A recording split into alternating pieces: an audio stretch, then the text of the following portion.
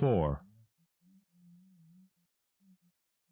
It is only with vast hesitancy and repugnance that I let my mind go back to Lake's camp and what we really found there, and to that other thing beyond the frightful mountain wall.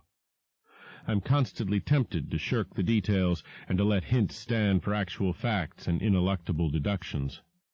I hope I have said enough already to let me glide briefly over the rest, that is, of the horror at the camp.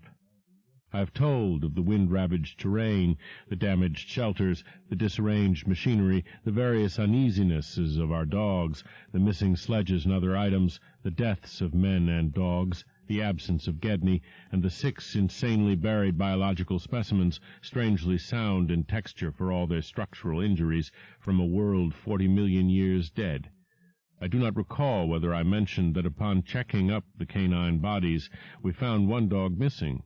We did not think much about it till later. Indeed, only Danforth and I have thought of it at all.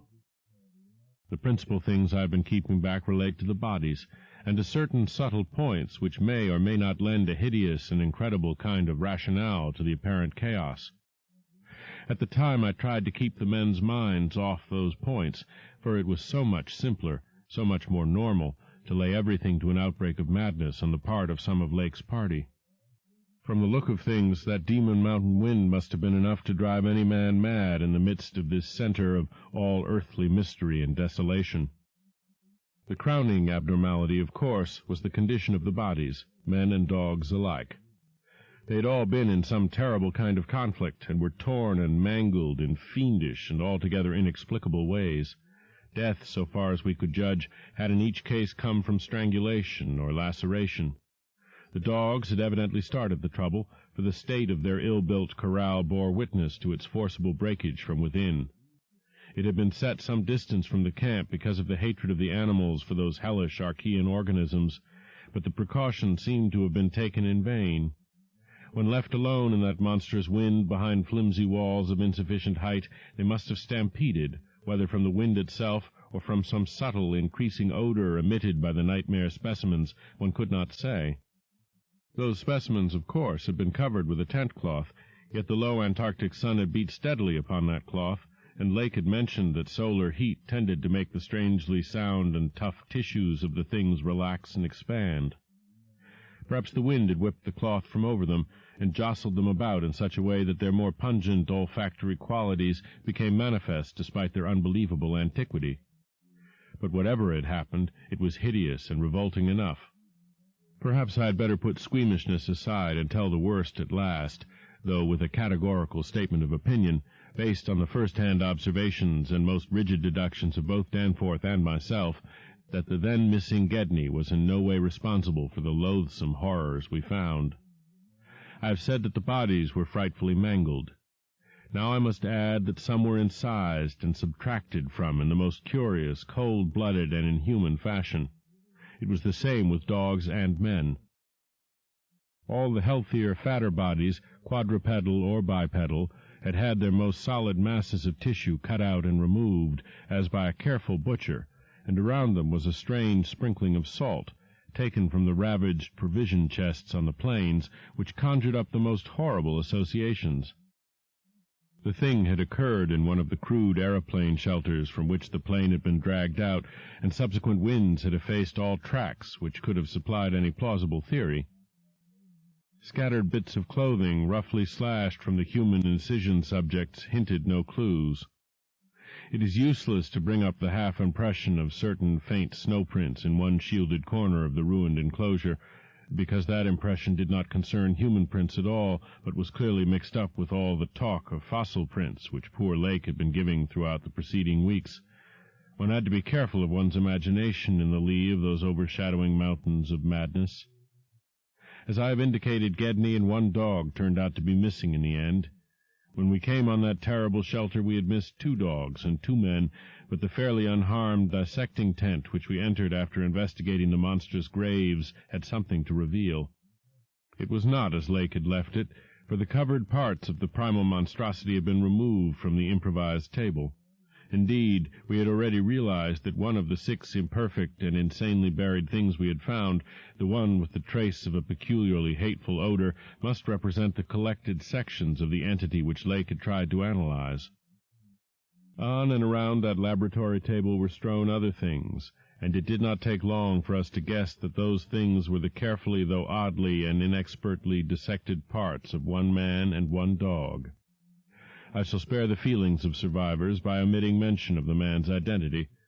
Lake's anatomical instruments were missing, but there were evidences of their careful cleansing. The gasoline stove was also gone, though around it we found a curious litter of matches.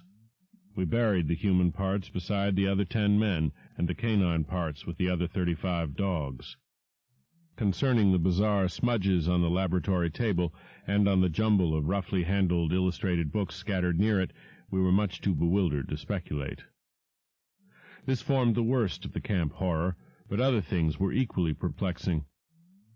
The disappearance of Gedney, the 1 dog, the 8 uninjured biological specimens, the 3 sledges and certain instruments, illustrated technical and scientific books, writing materials, electric torches and batteries, food and fuel, heating apparatus, spare tents, fur suits, and the like, was utterly beyond sane conjecture, as were likewise the spatter-fringed ink blots on certain pieces of paper, and the evidences of curious alien fumbling and experimentation around the planes and all other mechanical devices, both at the camp and at the boring. The dog seemed to abhor this oddly disordered machinery. Then, too, there was the upsetting of the larder, the disappearance of certain staples, and the jarringly comical heap of tin cans pried open in the most unlikely ways and at the most unlikely places.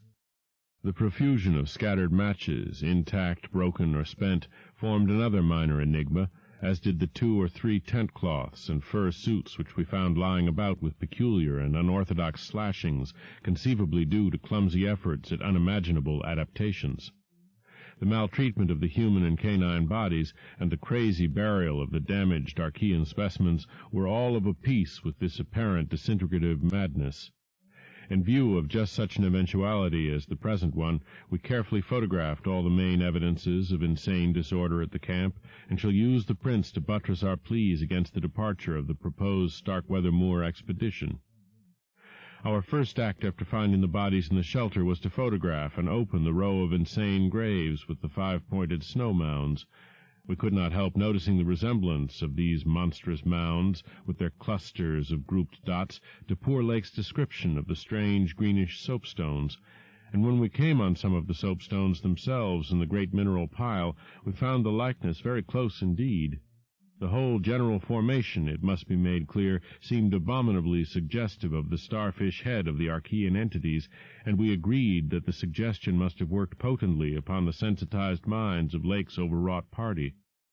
Our own first sight of the actual buried entities formed a horrible moment, and sent the imaginations of Pabodie and myself back to some of the shocking primal myths we had read and heard. We all agreed that the mere sight and continued presence of the things must have cooperated with the oppressive polar solitude and demon mountain wind in driving Lake's party mad.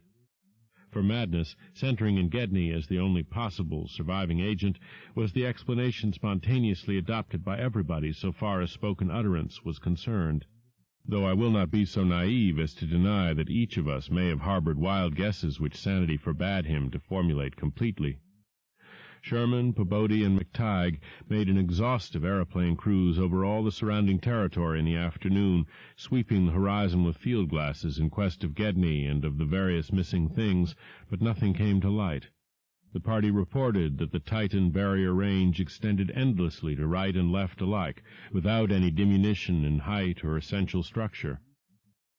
On some of the peaks, though, the regular cube and rampart formations were bolder and plainer, having doubly fantastic similitudes to Roerich-painted Asian hill ruins. The distribution of cryptical cave mouths on the black snow-denuded summits seemed roughly even as far as the range could be traced. In spite of all the prevailing horrors, we were left with enough sheer scientific zeal and adventurousness to wonder about the unknown realm beyond those mysterious mountains. As our guarded messages stated, we rested at midnight after our day of terror and bafflement, but not without a tentative plan for one or more range-crossing altitude flights in a lightened plane with aerial camera and geologist's outfit beginning the following morning. It was decided that Danforth and I try it first, and we awaked at 7 a.m., intending an early trip, though heavy winds, mentioned in our brief bulletin to the outside world, delayed our start till nearly 9 o'clock. I have already repeated the non-committal story we told the men at camp and relayed outside after our return 16 hours later. It is now my terrible duty to amplify this account by filling in the merciful blanks with hints of what we really saw in the hidden transmountain world, hints of the revelations which have finally driven Danforth to a nervous collapse. I wish he would add a really frank word about the thing which he thinks he alone saw, even though it was probably a nervous delusion, and which was perhaps the last straw that put him where he is, but he is firm against that. All I can do is to repeat his later disjointed whispers about what set him shrieking as the plane soared back through the wind-tortured mountain pass after that real and tangible shock which I shared. This will form my last word. If the plain signs of surviving elder horrors in what I disclose be not enough to keep others from meddling with the inner Antarctic, or at least from prying too deeply beneath the surface of that ultimate waste of forbidden secrets and unhuman, eon-cursed desolation, the responsibility for unnameable and perhaps immeasurable evils will not be mine. Danforth and I, studying the notes made by Pabodie in his afternoon flight and checking up with a sextant, had calculated that the lowest available pass in the range lay somewhat to the right of us, within sight of camp, and about 23,000 or 24,000 feet above sea level. For this point, then, we first headed in the lightened plane as we embarked on our flight of discovery. The camp itself, on foothills which sprang from a high continental plateau, was some 12,000 feet in altitude. Hence the actual height increase necessary was not so vast as it might seem. Nevertheless, we were acutely conscious of the rarefied air and intense cold as we rose, for on account of visibility conditions we had to leave the cabin windows open. We were dressed, of course, in our heaviest furs. As we drew near the forbidding peaks, dark and sinister above the line of crevasse-riven snow and interstitial glaciers, we noticed more and more the curiously regular formations clinging to the slopes, and thought again of the strange Asian paintings of Nicholas Roerich. The ancient and wind-weathered rock strata fully verified all of Lake's bulletins, and proved that these hoary pinnacles had been towering up in exactly the same way since a surprisingly early time in Earth's history, perhaps over 50 million years. How much higher they had once been it was futile to guess, but everything about this strange region pointed to obscure atmospheric influences unfavorable to change and calculated to retard the usual climatic processes of rock disintegration. But it was the mountainside tangle of regular cubes, ramparts, and cave mouths which fascinated and disturbed us most. I studied them with a field glass and took aerial photographs whilst Danforth drove, and at times relieved him at the controls, though my aviation knowledge was purely an amateur's, in order to let him use the binoculars. We could easily see that much of the material of the things was a lightish Archean quartzite, unlike any formation visible over broad areas of the general surface, and that their regularity was extreme and uncanny to an extent which poor Lake had scarcely hinted. As he had said, their edges were crumbled and rounded from untold eons of savage weathering, but their preternatural solidity and tough material had saved them from obliteration. Many parts, especially those closest to the slopes, seemed identical in substance with the surrounding rock surface. The whole arrangement looked like the ruins of Machu Picchu in the Andes, or the primal foundation walls of Kish, as dug up by the Oxford Field Museum expedition in 1929, and both Danforth and I obtained that occasional impression of separate cyclopean blocks, which Lake had attributed to his flight companion Carroll. How to account for such things in this place was frankly beyond me, and I felt queerly humbled as a geologist. Igneous formations often have strange regularities, like the famous Giant's Causeway in Ireland, but this stupendous range, despite Lake's original suspicion of smoking cones, was above all else non-volcanic in evident structure. The curious cave mouths near which the odd formations seemed most abundant presented another, albeit a lesser, puzzle because of their regularity of outline. They were, as Lake's bulletin had said, often approximately square or semicircular, as if the natural orifices had been shaped to greater symmetry by some magic hand. Their numerousness and wide distribution were remarkable, and suggested that the whole region was honeycombed with tunnels dissolved out of limestone strata. Such glimpses as we secured did not extend far within the caverns, but we saw that they were apparently clear of stalactites and stalagmites. Outside, those parts of the mountain slopes adjoining the apertures seemed invariably smooth and regular, and Danforth thought that the slight cracks and pittings of the weathering tended toward unusual patterns. Filled as he was with the horrors and strangenesses discovered at the camp, he hinted that the pittings vaguely resembled those baffling groups of dots sprinkled over the primeval greenish soapstones, so hideously duplicated on the madly conceived snow mounds above those 6 buried monstrosities. We had risen gradually and flying over the higher foothills and along toward the relatively low pass we had selected. As we advanced, we occasionally looked down at the snow and ice of the land route, wondering whether we could have attempted the trip with the simpler equipment of earlier days. Somewhat to our surprise, we saw that the terrain was far from difficult as such things go, and that despite the crevasses and other bad spots, it would not have been likely to deter the sledges of a Scott, a Shackleton, or an Amundsen. Some of the glaciers appeared to lead up to wind-bared passes with unusual continuity, and upon reaching our chosen pass, we found that its case formed no exception. Our sensations of tense expectancy as we prepared to round the crest and peer out over an untrodden world can hardly be described on paper, even though we had no cause to think the regions beyond the range essentially different from those already seen and traversed. The touch of evil mystery in these barrier mountains, and in the beckoning sea of opalescent sky glimpsed betwixt their summits, was a highly subtle and attenuated matter not to be explained in literal words. Rather was it an affair of vague psychological symbolism and aesthetic association, a thing mixed up with exotic poetry and paintings, and with archaic myths lurking in shunned and forbidden volumes. Even the wind's burden held a peculiar strain of conscious malignity, and for a second it seemed that the composite sound included a bizarre musical whistling or piping over a wide range as the blast swept in and out of the omnipresent and resonant cave mouths. There was a cloudy note of reminiscent repulsion in this sound, as complex and unplaceable as any of the other dark impressions. We were now, after a slow ascent, at a height of 23,570 feet, according to the aneroid, and had left the region of clinging snow definitely below us.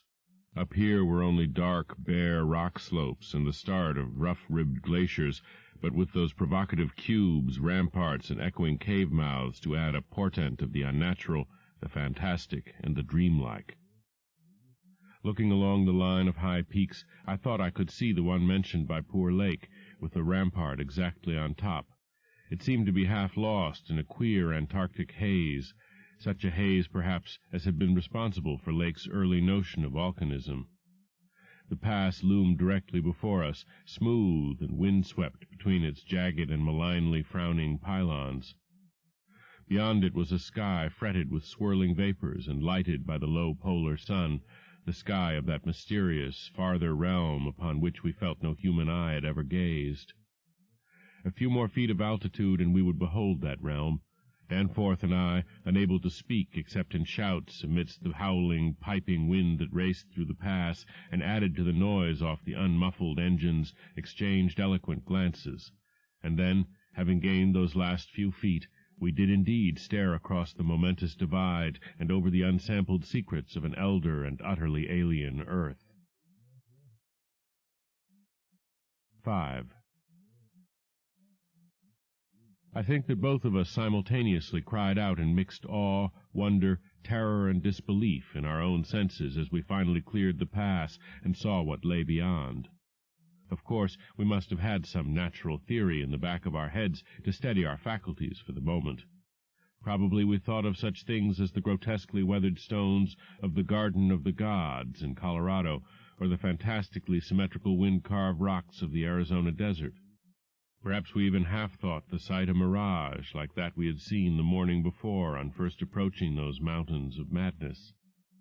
We must have had some such normal notions to fall back upon as our eyes swept that limitless, tempest-scarred plateau and grasped the almost endless labyrinth of colossal, regular, and geometrically eurythmic stone masses which reared their crumbled and pitted crests above a glacial sheet not more than 40 or 50 feet deep at its thickest, and in places obviously thinner. The effect of the monstrous sight was indescribable, for some fiendish violation of known natural law seemed certain at the outset. Here, on a hellishly ancient tableland fully 20,000 feet high, and in a climate deadly to habitation since a pre-human age not less than 500,000 years ago, there stretched nearly to the vision's limit a tangle of orderly stone which only the desperation of mental self-defense could possibly attribute to any but a conscious and artificial cause. We had previously dismissed, so far as serious thought was concerned, any theory that the cubes and ramparts of the mountainsides were other than natural in origin. How could they be otherwise, when man himself could scarcely have been differentiated from the great apes at the time when this region succumbed to the present unbroken reign of glacial death? Yet now the sway of reason seemed irrefutably shaken, for this cyclopean maze of squared, curved, and angled blocks had features which cut off all comfortable refuge. It was, very clearly, the blasphemous city of the mirage and stark, objective, and ineluctable reality. That damnable portent had a material basis after all. There had been some horizontal stratum of ice dust in the upper air, and this shocking stone survival had projected its image across the mountains according to the simple laws of reflection. Of course, the phantom had been twisted and exaggerated, and had contained things which the real source did not contain, yet now, as we saw that real source, we thought it even more hideous and menacing than its distant image. Only the incredible, unhuman massiveness of these vast stone towers and ramparts had saved the frightful thing from utter annihilation in the hundreds of thousands, perhaps millions of years it had brooded there amidst the blasts of a bleak upland. Corona mundi, roof of the world. All sorts of fantastic phrases sprang to our lips as we looked dizzily down at the unbelievable spectacle. I thought again of the eldritch primal myths that had so persistently haunted me since my first sight of this dread Antarctic world, of the demoniac plateau of Leng, of the Mi-Go, or abominable snowmen of the Himalayas, of the Nakadic manuscripts with their pre-human implications, of the Cthulhu cult, of the Necronomicon, and of the Hyperborean legends of formless Sathagua and the worse-than-formless star-spawn associated with that semi-entity. For boundless miles in every direction the thing stretched off with very little thinning. Indeed, as our eyes followed it to the right and left along the base of the low, gradual foothills which separated it from the actual mountain rim, we decided that we could see no thinning at all, except for an interruption at the left of the pass through which we had come. We had merely struck at random a limited part of something of incalculable extent. The foothills were more sparsely sprinkled with grotesque stone structures linking the terrible city to the already familiar cubes and ramparts which evidently formed its mountain outposts. These latter, as well as the queer cave mouths, were as thick on the inner as on the outer sides of the mountains. The nameless stone labyrinth consisted for the most part of walls from 10 to 150 feet in ice-clear height, and of a thickness varying from 5 to 10 feet. It was composed mostly of prodigious blocks of dark primordial slate, schist, and sandstone, blocks in many cases as large as 4 by 6 by 8 feet, though in several places it seemed to be carved out of a solid, uneven bedrock of Precambrian slate.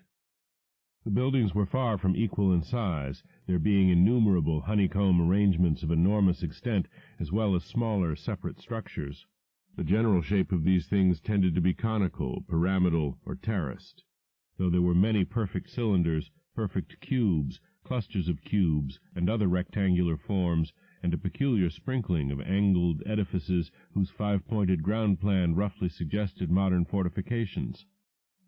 The builders had made constant and expert use of the principle of the arch, and domes had probably existed in the city's heyday. The whole tangle was monstrously weathered, and the glacial surface from which the towers projected was strewn with fallen blocks and immemorial debris. Where the glaciation was transparent, We could see the lower parts of the gigantic piles, and noticed the ice-preserved stone bridges which connected the different towers at varying distances above the ground. On the exposed walls we could detect the scarred places where other and higher bridges of the same sort had existed. Closer inspection revealed countless largish windows, some of which were closed with shutters of a petrified material, originally wood, though most gaped open in a sinister and menacing fashion. Many of the ruins, of course, were roofless and with uneven though wind-rounded upper edges, whilst others of a more sharply conical or pyramidal model, or else protected by higher surrounding structures, preserved intact outlines despite the omnipresent crumbling and pitting. With the field glass we could barely make out what seemed to be sculptural decorations in horizontal bands, decorations including those curious groups of dots whose presence on the ancient soapstones now assumed a vastly larger significance. In many places the buildings were totally ruined, and the ice sheet deeply riven from various geologic causes. In other places the stonework was worn down to the very level of the glaciation. One broad swath, extending from the plateau's interior to a cleft in the foothills about a mile to the left of the pass we had traversed, was wholly free from buildings, and probably represented, we concluded, the course of some great river which in tertiary times, millions of years ago, had poured through the city and into some prodigious subterranean abyss of the Great Barrier Range. Certainly this was above all a region of caves, gulfs, and underground secrets beyond human penetration. Looking back to our sensations and recalling our dazedness at viewing this monstrous survival from eons we had thought pre-human, I can only wonder that we preserved the semblance of equilibrium which we did. Of course, we knew that something, chronology, scientific theory, or our own consciousness, was woefully awry, yet we kept enough poise to guide the plane, observe many things quite minutely, and take a careful series of photographs which may yet serve both us and the world in good stead. In my case, ingrained scientific habit may have helped, for above all my bewilderment and sense of menace there burned a dominant curiosity to fathom more of this age-old secret, to know what sort of beings had built and lived in this incalculably gigantic place, and what relation to the general world of its time, or of other times, so unique a concentration of life could have had. For this place could be no ordinary city. It must have formed the primary nucleus and center of some archaic and unbelievable chapter of Earth's history, whose outward ramifications, recalled only dimly in the most obscure and distorted myths, had vanished utterly amidst the chaos of terrene convulsions, long before any human race we know had shambled out of apedom. Here sprawled a Paleogean megalopolis, compared with which the fabled Atlantis and Lemuria, Camorium and Uzuldarum and Olathoe and the land of Lomar are recent things of today, not even of yesterday, a megalopolis ranking with such whispered pre-human blasphemies as Valusia, Rilye, Ib in the land of Nar, and the nameless city of Arabia Deserta. As we flew above that tangle of stark Titan towers, my imagination sometimes escaped all bounds and roved aimlessly in realms of fantastic associations, even weaving links betwixt this lost world and some of my own wildest dreams concerning the mad horror at the camp. The plane's fuel tank, in the interest of greater lightness, had been only partly filled, hence we now had to exert caution in our explorations. Even so, however, we covered an enormous extent of ground, or rather air, after swooping down to a level where the wind became virtually negligible. There seemed to be no limit to the mountain range, or to the length of the frightful stone city which bordered its inner foothills. 50 miles of flight in each direction showed no major change in the labyrinth of rock and masonry that clawed up corpse-like through the eternal ice. There were, though, some highly absorbing diversifications, such as the carvings on the canyon where that broad river at once pierced the foothills and approached its sinking place in the great range. The headlands at the stream's entrance had been boldly carved into cyclopean pylons, and something about the ridgy, barrel-shaped designs stirred up oddly vague, hateful, and confusing semi-remembrances in both Danforth and me. We also came upon several star-shaped open spaces, evidently public squares, and noted various undulations in the terrain. Where a sharp hill rose, it was generally hollowed out into some sort of rambling stone edifice, but there were at least 2 exceptions. Of these latter, one was too badly weathered to disclose what had been on the jutting eminence, while the other still bore a fantastic, conical monument carved out of the solid rock, and roughly resembling such things as the well-known snake tomb in the ancient valley of Petra. Flying inland from the mountains, we discovered that the city was not of infinite width, even though its length along the foothills seemed endless. After about 30 miles, the grotesque stone buildings began to thin out, and in 10 more miles we came to an unbroken waste virtually without signs of sentient artifice. The course of the river beyond the city seemed marked by a broad, depressed line, while the land assumed a somewhat greater ruggedness, seeming to slope slightly upward as it receded in the mist-hazed west. So far we had made no landing, yet to leave the plateau without an attempt at entering some of the monstrous structures would have been inconceivable. Accordingly, we decided to find a smooth place on the foothills near our navigable pass, there grounding the plain and preparing to do some exploration on foot. Though these gradual slopes were partly covered with a scattering of ruins, low flying soon disclosed an ample number of possible landing places. Selecting that nearest to the pass, since our next flight would be across the great range and back to camp, we succeeded about 12:30 p.m. in coming down on a smooth, hard snowfield, wholly devoid of obstacles and well adapted to a swift and favorable take-off later on. It did not seem necessary to protect the plane with a snow banking for so brief a time and in so comfortable an absence of high winds at this level. Hence we merely saw that the landing skis were safely lodged and that the vital parts of the mechanism were guarded against the cold.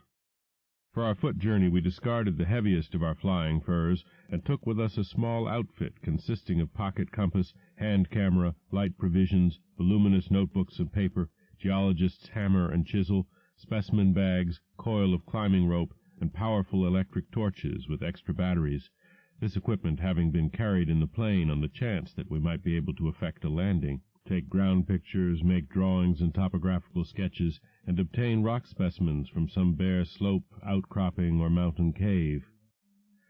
Fortunately, we had a supply of extra paper to tear up, place in a spare specimen bag, and use on the ancient principle of hare and hounds for marking our course in any interior mazes we might be able to penetrate.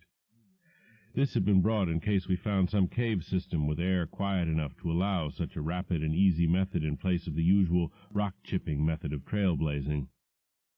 Walking cautiously downhill over the crusted snow toward the stupendous stone labyrinth that loomed against the opalescent west, we felt almost as keen a sense of imminent marvels as we had felt on approaching the unfathomed mountain pass 4 hours previously. True, we had become visually familiar with the incredible secret concealed by the barrier peaks, yet the prospect of actually entering primordial walls reared by conscious beings perhaps millions of years ago, before any known race of men could have existed, was none the less awesome and potentially terrible in its implications of cosmic abnormality. Though the thinness of the air at this prodigious altitude made exertion somewhat more difficult than usual, both Danforth and I found ourselves bearing up very well, and felt equal to almost any task which might fall to our lot. It took only a few steps to bring us to a shapeless ruin worn level with the snow, while 10 or 15 rods farther on there was a huge, roofless rampart still complete in its gigantic 5-pointed outline, and rising to an irregular height of 10 or 11 feet. For this latter we headed, and when at last we were able actually to touch its weathered cyclopean blocks, we felt that we had established an unprecedented and almost blasphemous link with forgotten eons normally closed to our species. This rampart, shaped like a star and perhaps 300 feet from point to point, was built of Jurassic sandstone blocks of irregular size, averaging 6 by 8 feet in surface. There was a row of arched loopholes or windows about 4 feet wide and 5 feet high, spaced quite symmetrically along the points of the star and at its inner angles, and with the bottoms about 4 feet from the glaciated surface. Looking through these, we could see that the masonry was fully 5 feet thick, that there were no partitions remaining within, and that there were traces of banded carvings or bas-reliefs on the interior walls, facts we had indeed guessed before when flying low over this rampart and others like it. The lower parts must have originally existed. All traces of such things were now wholly obscured by the deep layer of ice and snow at this point. We crawled through one of the windows and vainly tried to decipher the nearly effaced mural designs, but did not attempt to disturb the glaciated floor. Our orientation flights had indicated that many buildings in the city proper were less ice-choked, and that we might perhaps find wholly clear interiors leading down to the true ground level if we entered those structures still roofed at the top. Before we left the rampart, we photographed it carefully and studied its mortarless cyclopean masonry with complete bewilderment. We wished that Pabodie were present, for his engineering knowledge might have helped us guess how such titanic blocks could have been handled in that unbelievably remote age when the city and its outskirts were built up. The half-mile walk downhill to the actual city, with the upper wind shrieking vainly and savagely through the skyward peaks in the background, was something whose smallest details will always remain engraved on my mind. Only in fantastic nightmares could any human beings but Danforth and me conceive such optical effects. Between us and the churning vapors of the west lay that monstrous tangle of dark stone towers, its outre and incredible forms impressing us afresh at every new angle of vision. It was a mirage in solid stone, and were it not for the photographs, I would still doubt that such a thing could be. The general type of masonry was identical with that of the rampart we had examined, but the extravagant shapes which this masonry took in its urban manifestations were past all description. Even the pictures illustrate only one or two phases of its infinite bizarrerie, endless variety, preternatural massiveness, and utterly alien exoticism. There were geometrical forms for which an Euclid could scarcely find a name, cones of all degrees of irregularity and truncation, terraces of every sort of provocative disproportion, shafts with odd bulbous enlargements, broken columns in curious groups, and five-pointed or five-ridged arrangements of mad grotesqueness. As we drew nearer, we could see beneath certain transparent parts of the ice sheet and detect some of the tubular stone bridges that connected the crazily sprinkled structures at various heights. Of orderly streets there seemed to be none, the only broad open swath being a mile to the left, where the ancient river had doubtless flowed through the town into the mountains. Our field glasses showed the external horizontal bands of nearly effaced sculptures and dot groups to be very prevalent, and we could half imagine what the city must once have looked like, even though most of the roofs and tower tops had necessarily perished.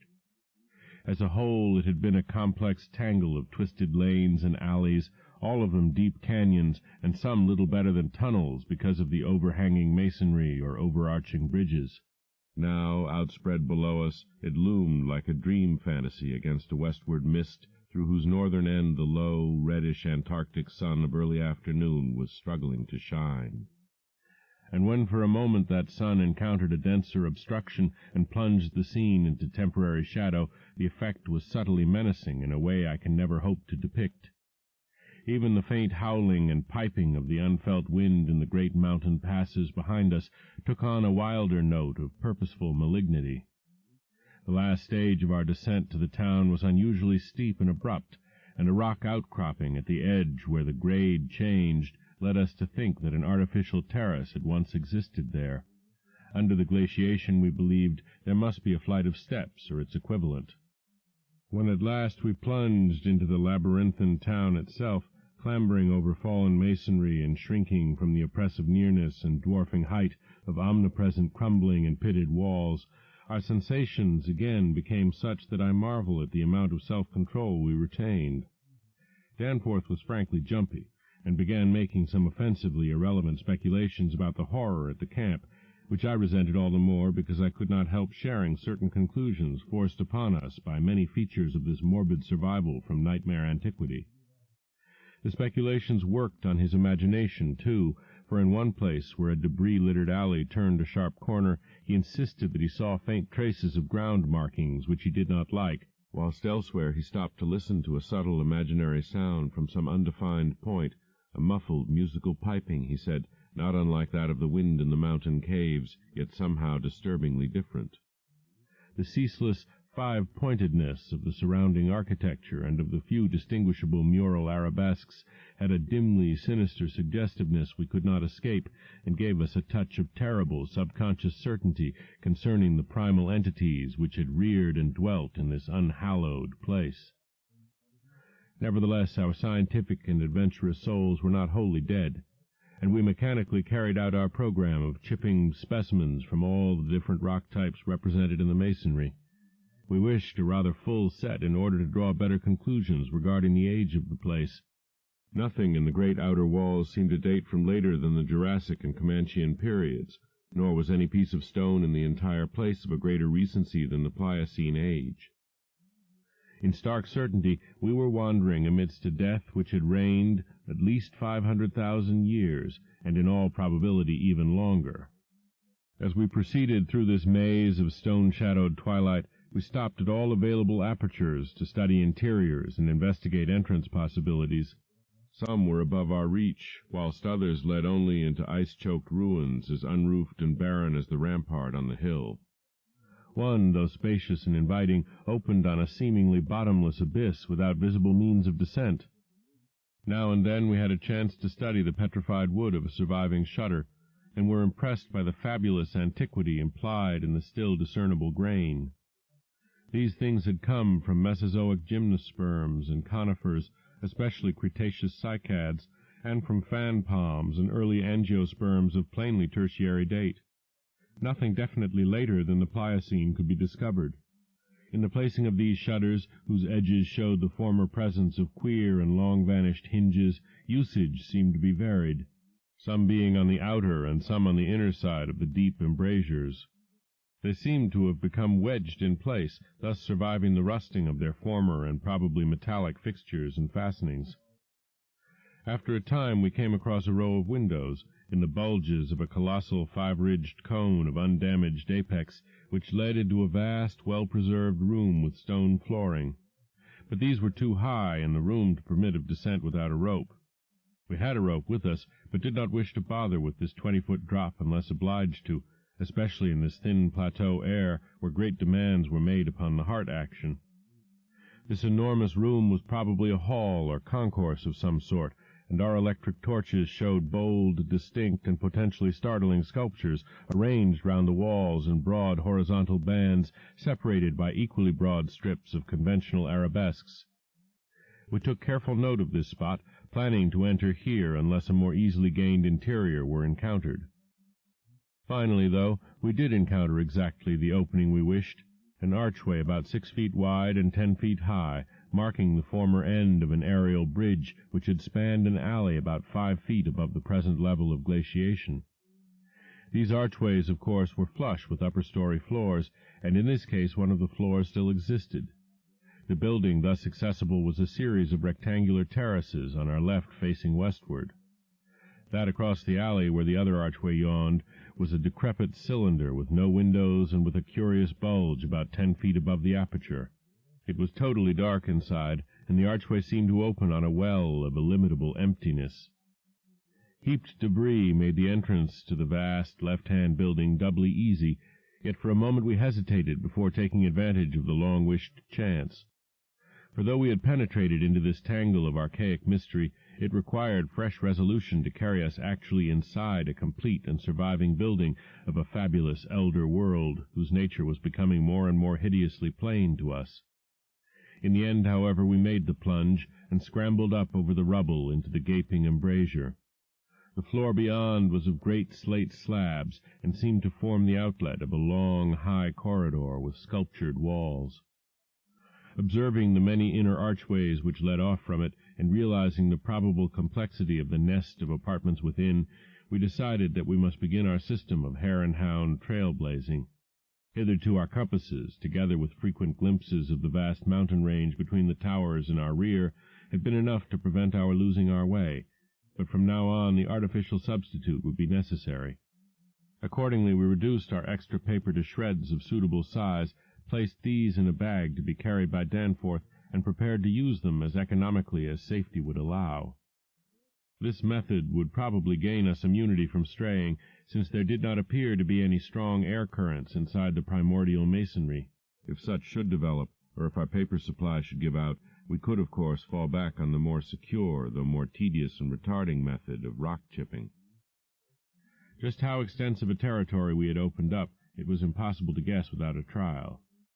The close and frequent connection of the different buildings made it likely that we might cross from one to another on bridges underneath the ice, except where impeded by local collapses and geologic rifts, for very little glaciation seemed to have entered the massive constructions. Almost all the areas of transparent ice had revealed the submerged windows as tightly shuttered, as if the town had been left in that uniform state until the glacial sheet came to crystallize the lower part for all succeeding time. Indeed, one gained a curious impression that this place had been deliberately closed and deserted in some dim, bygone eon, rather than overwhelmed by any sudden calamity or even gradual decay. Had the coming of the ice been foreseen, and had a nameless population left en masse to seek a less doomed abode? The precise physiographic conditions attending the formation of the ice sheet at this point would have to wait for later solution. It had not very plainly been a grinding drive. Perhaps the pressure of accumulated snows had been responsible, and perhaps some flood from the river or from the bursting of some ancient glacial dam in the great range had helped to create the special state now observable. Imagination could conceive almost anything in connection with this place.